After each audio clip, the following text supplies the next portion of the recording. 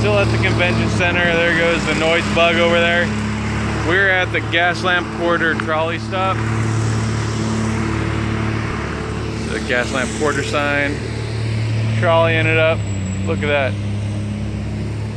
So during Comic-Con, what ends up happening is this whole place is full of people, a goodly amount of which are in costume. Not me. I'm holding a silly sign that says, "Your costume is awesome," and the other side says, "God likes you even if God doesn't exist." She'll come down, she'll have signs, "Your costume is awesome," and the other sign says, "You are awesome." You know, one time we were walking around and actually we were sitting in a restaurant and some lady walked past and she said, "You guys have the nicest signs," because everyone else that's here, they have horrible hatred signs. So what usually ends up happening is over down this street, they block off the left side of the street, southbound side, and you're allowed to walk there. They keep the other side open for some unknown reason. I'm guessing the only thing I can think of is for use by the Comic-Con, like people who work in Comic-Con and emergency stuff. It's the only thing I can think of. And the other side you can walk on. And right where it makes that curve over there, right about where that Prius just was, that's where the yellers usually set up. And they stand there in the sun and they yell and they yell and they tell me I'm going to hell and they tell everyone else they're going to hell. Name a thing you like, person watching this. You're going to hell because of that. Now you know. And they get into fights with, fights. They get into yelling matches with the people who are walking about.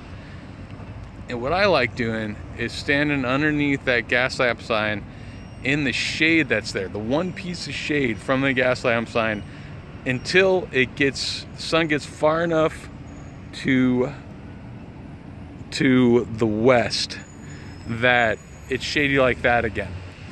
And then I might go and walk around a little bit in the sunny part because it's not as hot and not as sunny.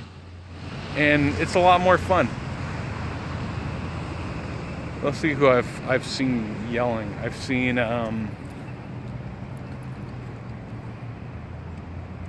I've seen Jedi trying to get converts to the Jedi Order.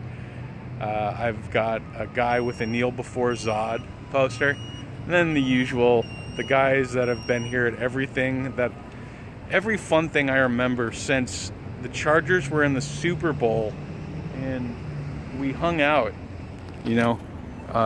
They were having a big party thing night before the Super Bowl.